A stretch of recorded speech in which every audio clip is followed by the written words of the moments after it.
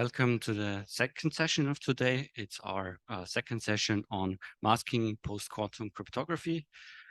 And the session will start with a talk on high-order masking of N-true, and the talk will be given by Matthias Tranois.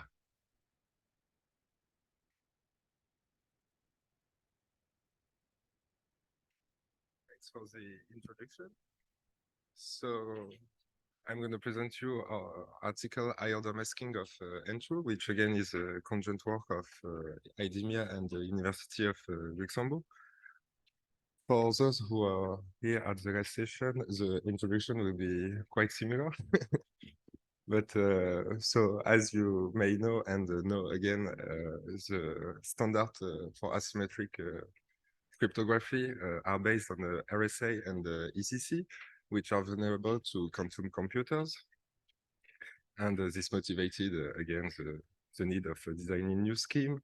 And to that extent, the NIST initiated a competition for standardization of post-quantum cryptography in 2016. Some difference between the last presentation is we talk first of signatures with the standards of Dilithium, Falcon, and Sphinx. And for key encapsulation, the standards is Kyber. But N-true was selected to be the standard if there were a patent issue with Kyber. And by the time we were writing the article, N-true was still a finalist of the NIST competition. So N-true stands for Number Theorist Are Us, or it's pretty much a joke, but more formally, it's more precise to say Number Theory Research Unit. It was designed in 1996 by Hofstein, Pfeiffer, and Silverman. N-true relies on its own security assumption, but the best known attacks are lattice-based. It's not equivalent to shortest vector problem or closest vector problem, but some variants of N-true, such as N-true prime, are proven to be. It's one of the oldest schemes of the cryptography that withstand 27 years of cryptanalysis. And it's assumed to be quantum resistant, and it's explained why it was a finalist to the round 3 competition of NIST, and why it was selected in case of patent issue with Kyber. And as every other scheme, when implemented on the hardware, it is vulnerable to side-channel attacks. So we designed countermeasures to the side-channel attacks, and two questions are how to model the side channel and how to prevent them. To model the side channel, we assume an adversary is able to probe up to T variable during the execution of the algorithm. And to prevent this adversary, we split each private data into T+1 independent parts. There are two representations of the masking, which are arithmetic masking, where the secret data is split additively over some modulus Q, and which is very convenient for arithmetic operations, such as addition, multiplication, inversion in the case of N-true. Also, in the case of N-true, we need two arithmetic representations because the operations are performed on two distinct base rings. And also, another representation is a Boolean masking, where each value is split into the XOR of independent parts, which is convenient for sampling the ring, hashing, and so on. So how to prove the security of our countermeasures? Our countermeasures are proven to be secure in the ISW model, which was more formalized in a strong non-interference and type-directed high-order masking. In this article, they define precise notion of security of non-interference and strong non-interference with composability theorems that allow us to build libraries of gadgets that can be then freely composed. in our article, all of our gadgets will be proven to achieve at least the NI security. If we take an entry scheme and we look more precisely of which part needs masking, so beginning by the key generation, we can see the two polynomials f and j, which are secret, needs to be protected. The inversion of the polynomial f needs also to be side-channel resistant, and any computation involving f, j, or already or the inverse of f. For the encryption, we need to mask the randomness and the message.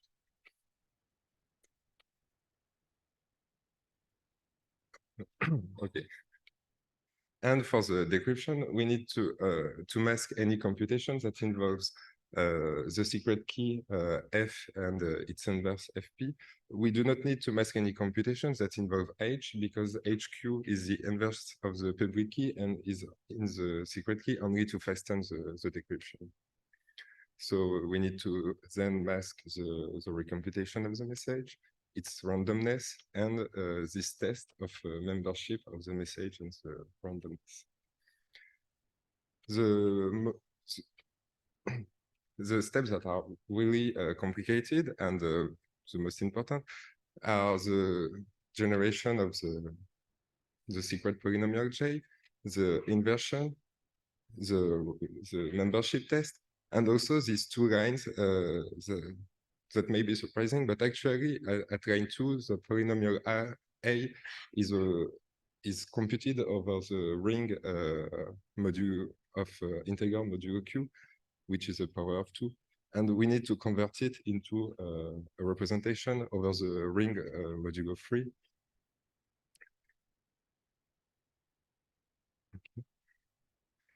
And so let's talk about this reduction, this modular reduction. So starting from an arithmetic masking of our polynomial A over some modulus Q, we need to an arithmetic masking over some other modulus 3. And one idea would be to reduce each share independently because it's arithmetic, but actually it doesn't work. And for example, taking an instantiation with a Q to be a 2 to the 8, we can see as long as 3 does not divide the power of 2, we cannot perform operation like this.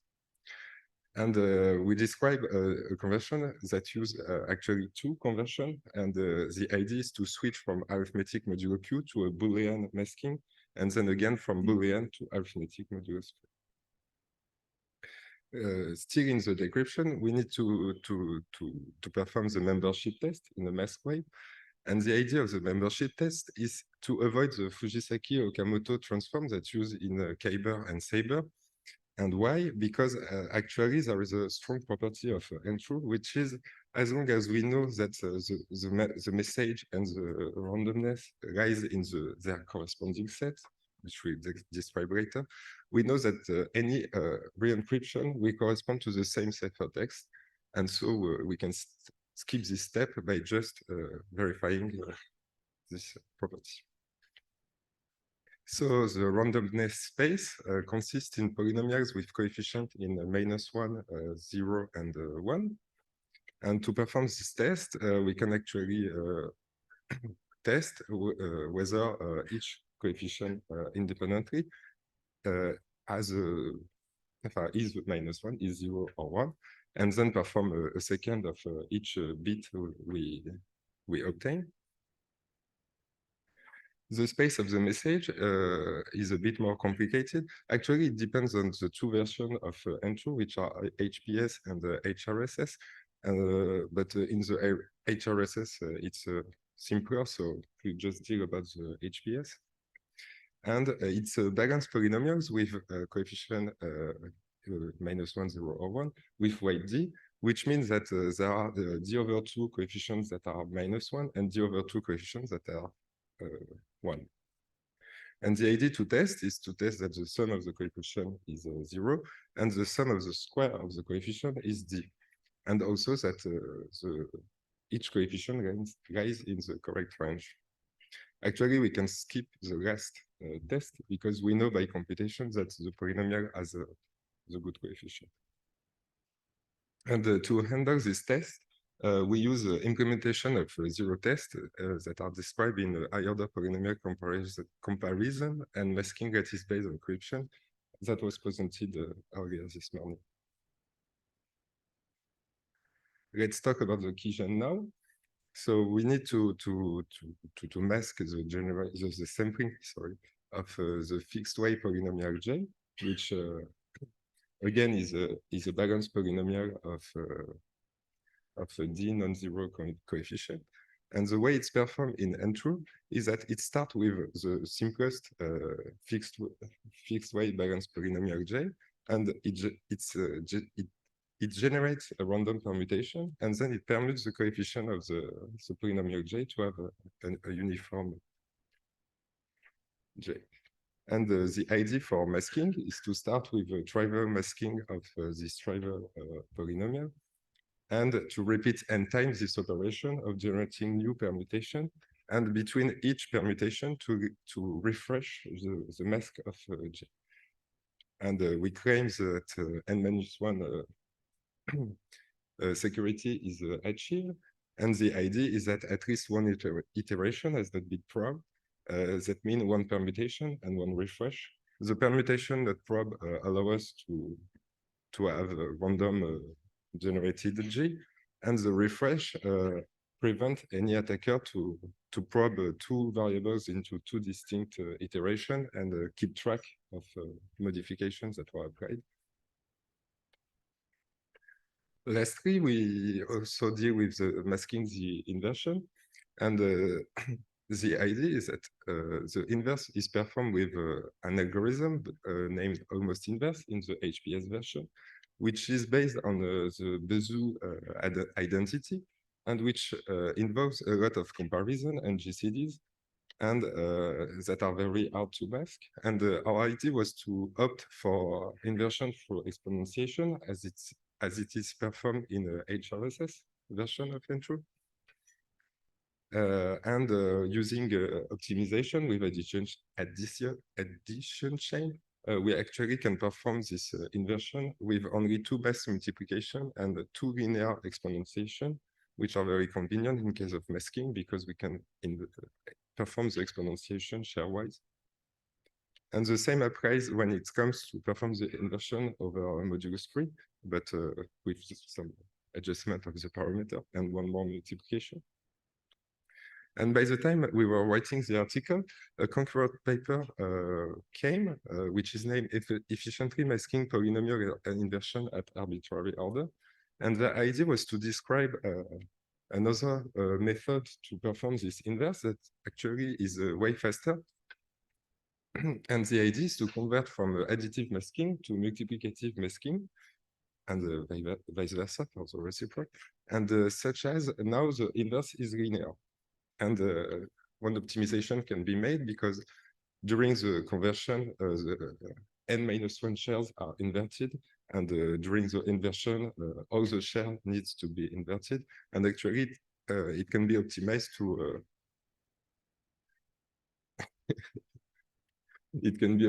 to compute the masking of the inverse with only one inversion.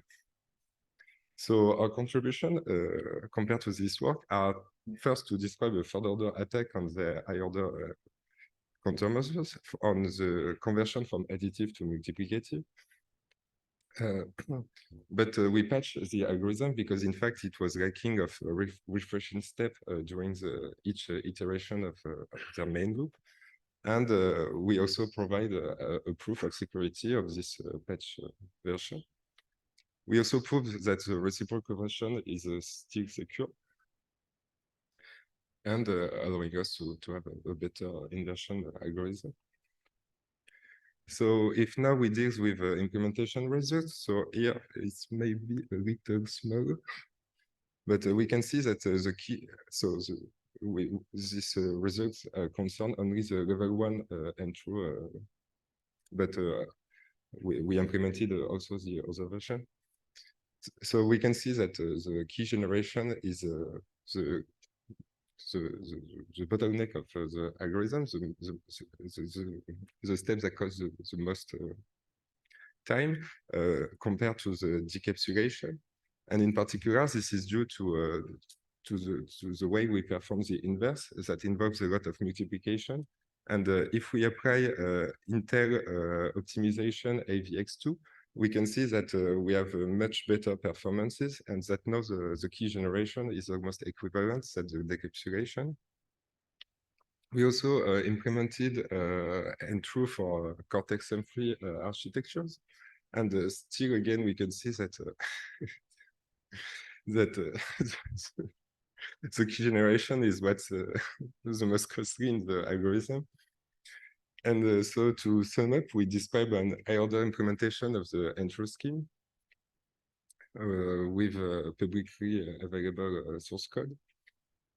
All our gadgets are proven to achieve NI security or SNI security, which is the security model of ISW. And eventually, for those who are interested, we also give a leakage evaluation t-test to assess the security of the first order instantiation of our countermeasures. And that's all for me. If you have any question, I'd be pleased to answer.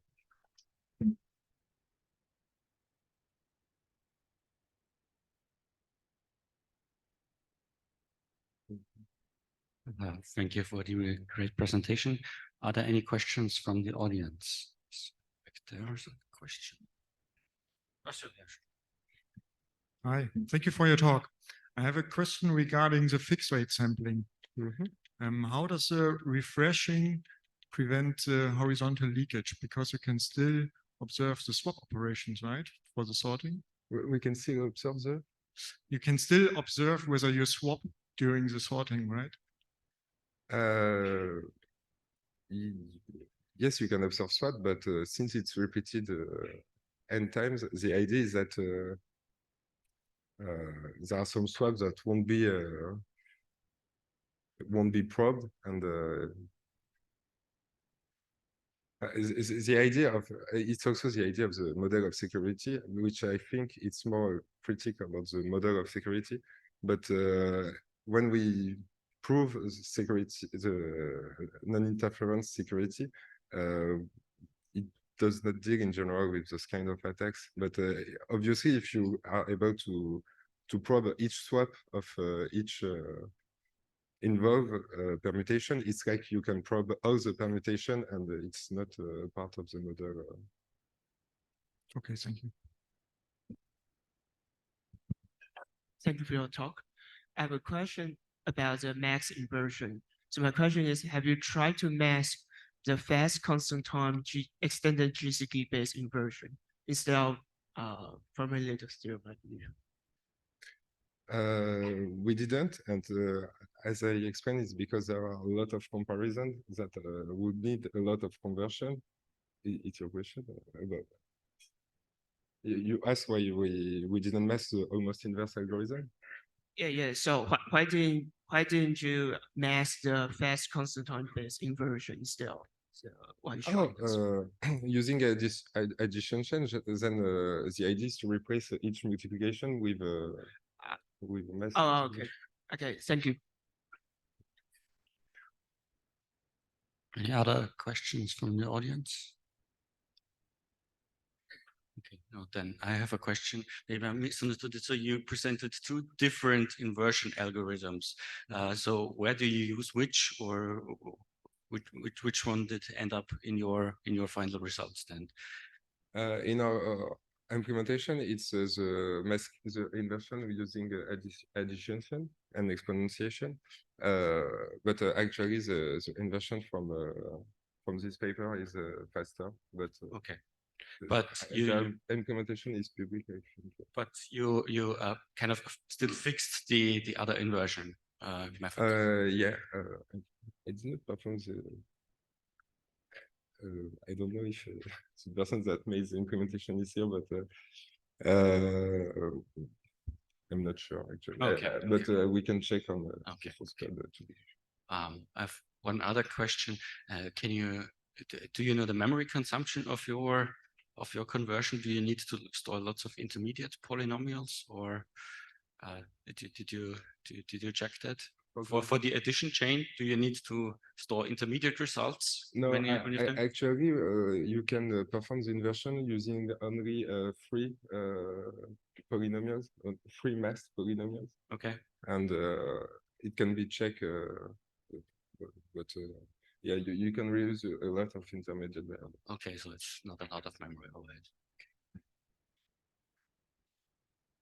Okay. If there are no other questions from the audience, then let's thank the speaker again.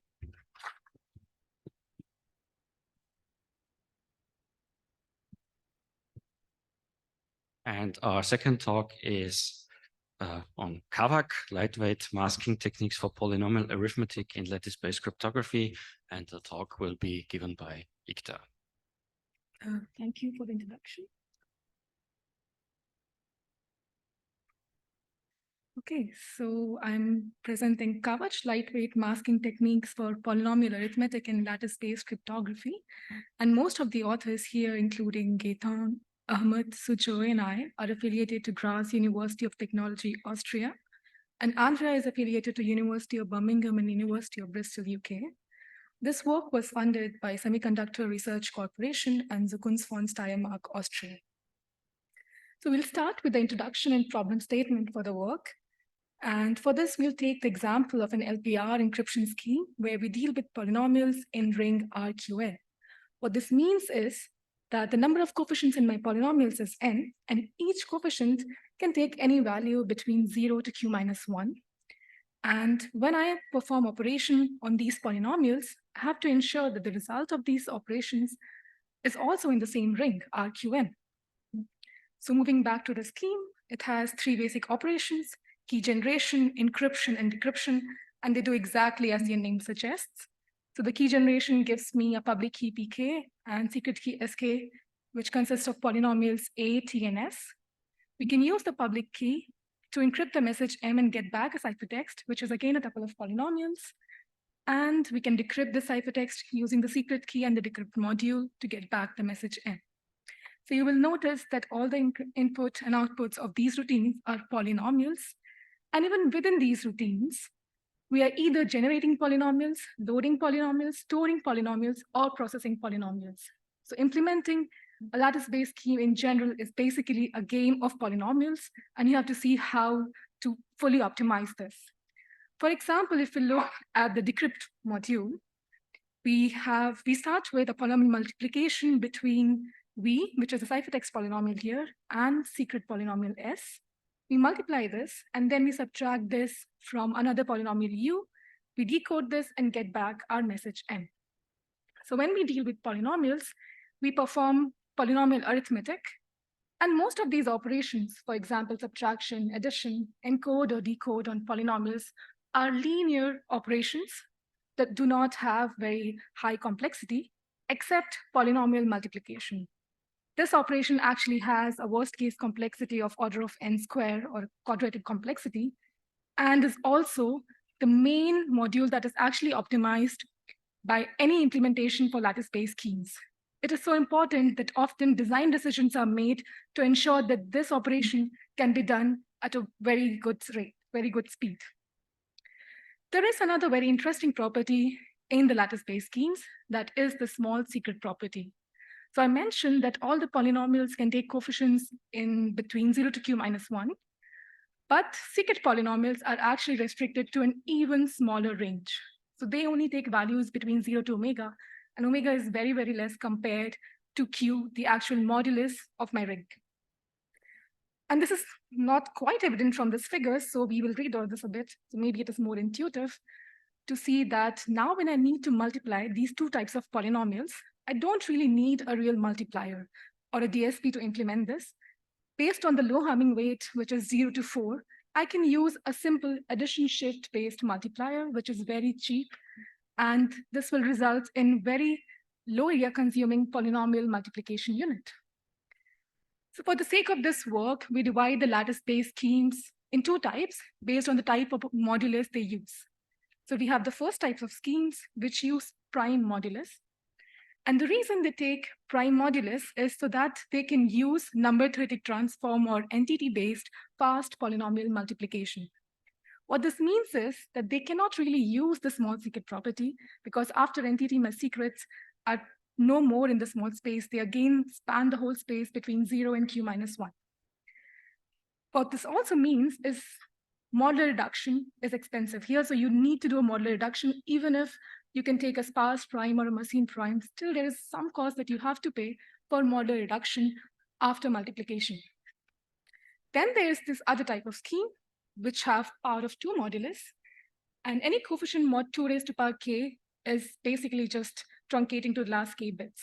So modular reduction is actually freeing these schemes. And these schemes therefore also offer the flexibility to use any type of polynomial multiplication. You can have the school book multiplication and utilize the small secret property or the fast entity-based polynomial multiplication. So the world is nice for schemes with prime modulus, but it becomes even better for schemes with power of 2 modulus. And irrespective of what scheme you choose to implement, polynomial multiplication is actually a very giant building block and consumes 30% of the area and 50% of the runtime in these various modules. And optimizing this is the main goal. And any extra cost that you have to pay for this will actually reflect adversely in the area and time consumption of your whole design, of your whole implementation. Now, of course, these schemes, lattice-based schemes, are used for designing post-quantum cryptographic schemes, and they will be implemented in various embedded devices, and therefore need side channel protection. And because we're dealing with polynomial arithmetic, we will be considering arithmetic-based masking technique, which is a general way to protect against side channel attacks. So for a d-order masking, what we do is we take the secret S and we split it into d+1 shares mod q. Now how we do this is we take some random values S1 to SD and we subtract this from S mod q and we get S0. Now what is not clear from this equation might become perhaps more clear from this figure, that we started with a small secret, but after masking, my secrets are now huge. So the cheap polynomial multiplication that I could use is no more useful after masking because my secrets are not small anymore and I have to use big multipliers. So again, if you go back to the two schemes, the schemes with prime modulus, who were anyways not using this property, do not suffer. They just need extra demultiplications. They do not suffer any increase in area. Whereas the schemes with power of 2 modulus have to do extra multiplications and also require extra area consumption. So the scheme, so the world stays nice for schemes with prime modulus, but it becomes a nightmare for schemes with power of 2 modulus. So this brings me to the goal of our work. Our goal is to design Kavach that can help overcome this nightmare. Kavach is a Sanskrit word that stands for armor, but you can also think of it like a cabbage or lettuce, which resonates very well with masking as well as lattices.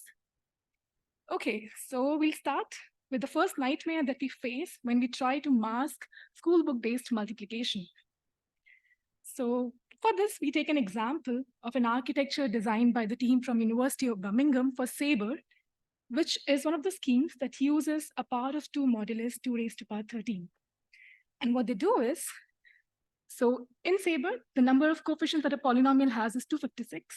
So they have this secret polynomial buffer here, where they load all 256 coefficients at once, and each coefficient just consumes 5 bits of storage. And then they start loading the V polynomial coefficients one by one, and they multiply with all of these secret coefficients in parallel. So they do 256 multiplications in parallel, and then they accumulate this in the accumulated buffer here. But note that the MAC unit that you see here, the multiply and accumulate unit, does not really have a multiplication. It just has add and shift based unit. And therefore, it is very cheap to implement it. And this also gives us a very high speed for polynomial multiplication, just 256 clock cycles.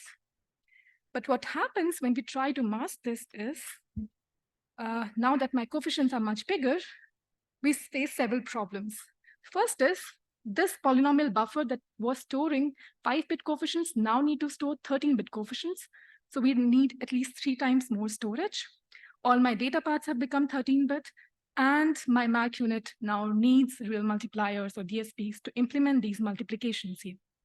I also need to spend extra clock cycles to read 3 times more data for the secret polynomial buffer.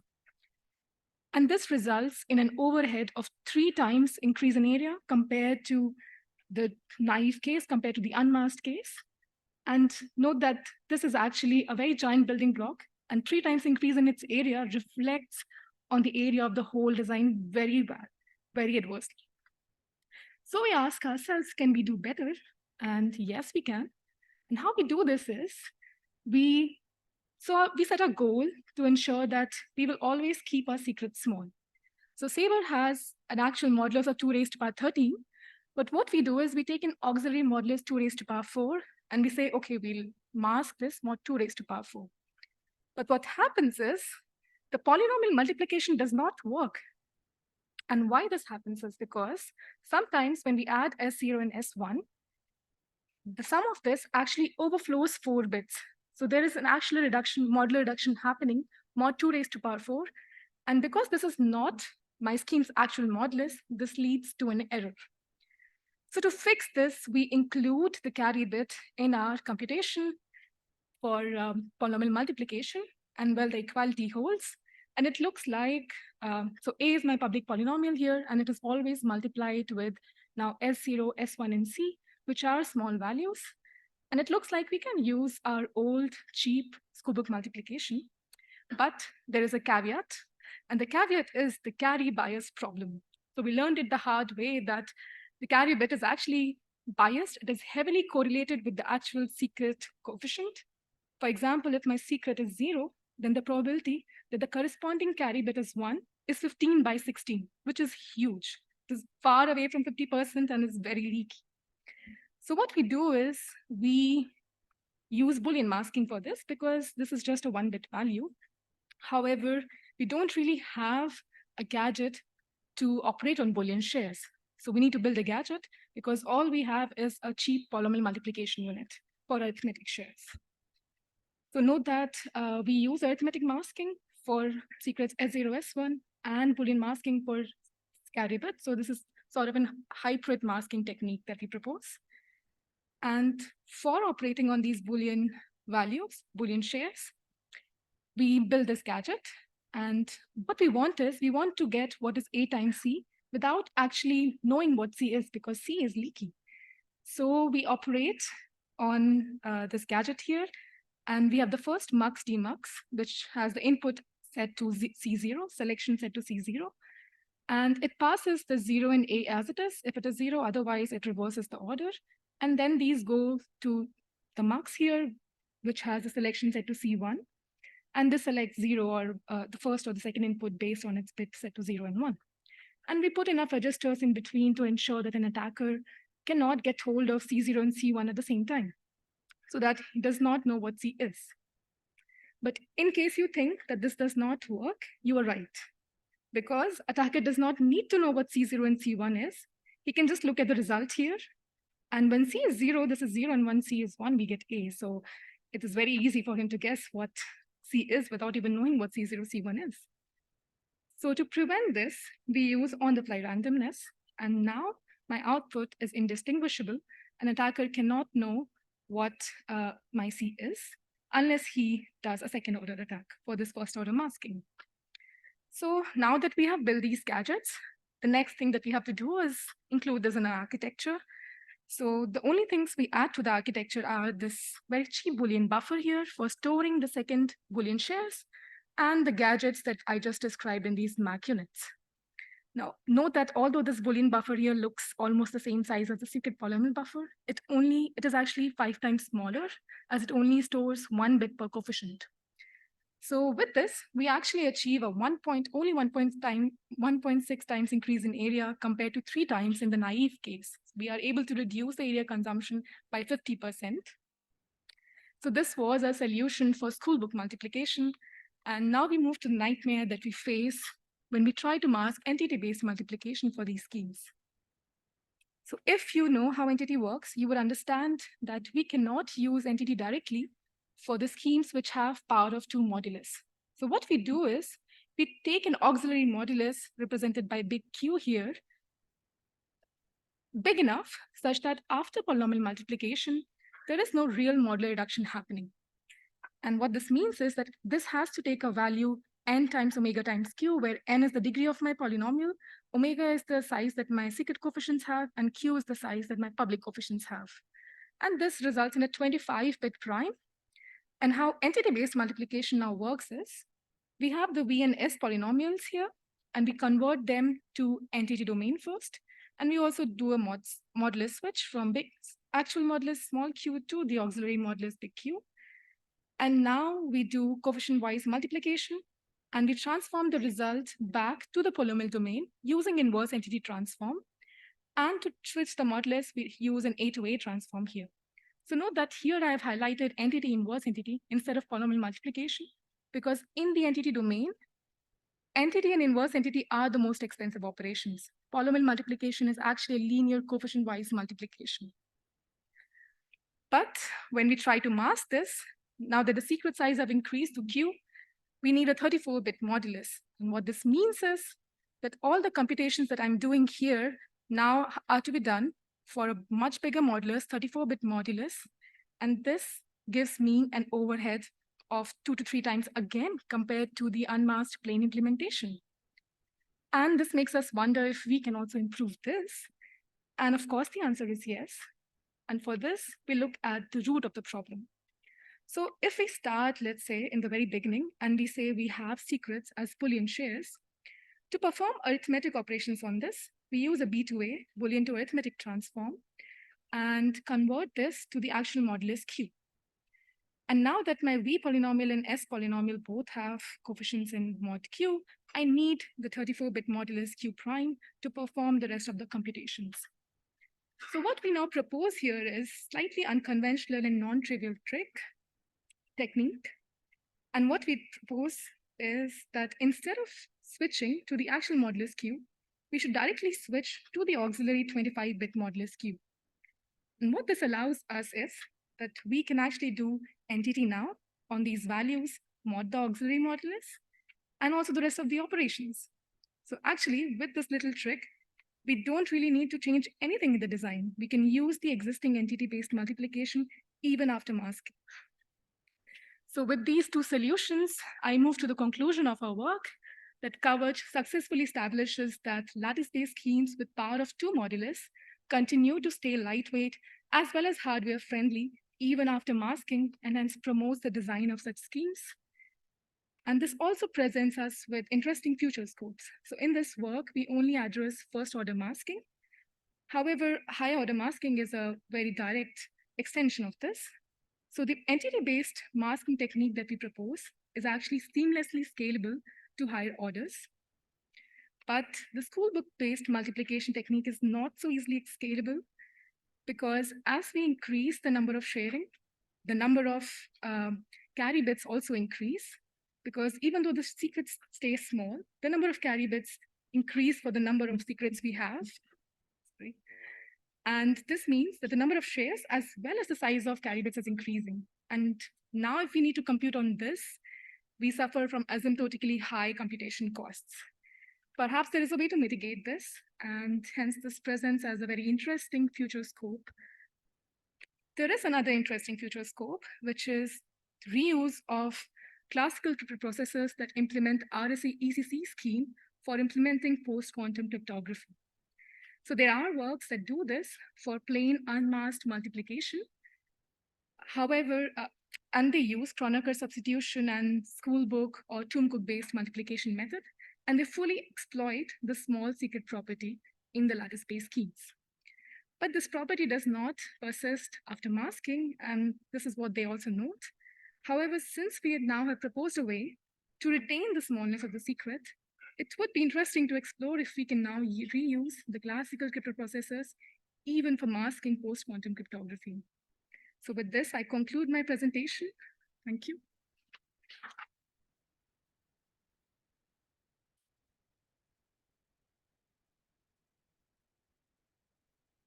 Thank you for the great presentation. I see we already have a question in the audience. Yeah, thank you for the presentation. coming back to your conclusion slide and the last item and also your third slide, so slide number 3. Slide number 3. Yeah, the third point, but also your slide number 3.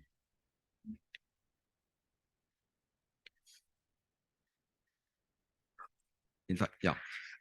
In fact, would it make sense to, because you in the slide 3 you say, okay, it's hard to invert to work mod Q and to invert things mod Q. It's easier, of course, to work mod in characteristic 2. And so my question is, would it make sense to work with the Montgomery architecture, and in fact, instead of generating directly the polynomials in mod Q, to generate them directly in the Montgomery world? Is it something that you consider? Maybe maybe also it doesn't make sense. Just an idea, question that I wanted to ask you. So actually in these schemes, we don't use Montgomery-based reduction. We use, so these primes generally are Mersenne or sparse primes. So we use simple add-shift-based model reduction. And still we suffer this problem. So I'm not sure if Montgomery would be able to solve this problem. Okay. Thank you for the answer. Any other questions from the audience?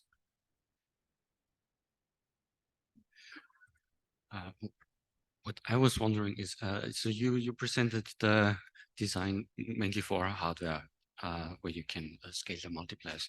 Do you know if it would make sense to do something like this in software as well, to keep the secrets small, to have a smaller memory overhead, or would the handling of the carry just diminish any savings and make the runtime explode? We did not consider it for software, but it might be an interesting future scope as well. Okay. Any further questions from the audience? There is one other question. So I want to know, do you do some implementations? What about the performance of your masking scheme? For example, does it what's about the performance on Kyber or something like this? About the performance? Yeah, we do implementations. We have made our code available on the link in the paper, as well as a part of teacher's artifact, issue 3. We do t-test as well. Regarding masking overhead, we don't implement the whole scheme. We just implement the polynomial multiplication. And for the NTT, we don't really face any overhead other than what you would anyways face for masking. And for school book-based multiplication, the only extra overhead is the processing of the C carry bit shares, the Boolean shares of the carry bit polynomial, and which is, I think, very small because it is very simple accumulation, not really multiplication. Can we find your source code online? Yeah, sure. Okay. Okay, thank you. Nice presentation. Thank you.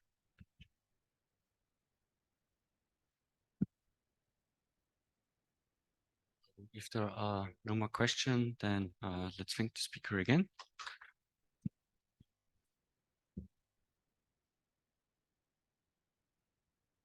So this then already concludes this short session. And now there is a short track switch break.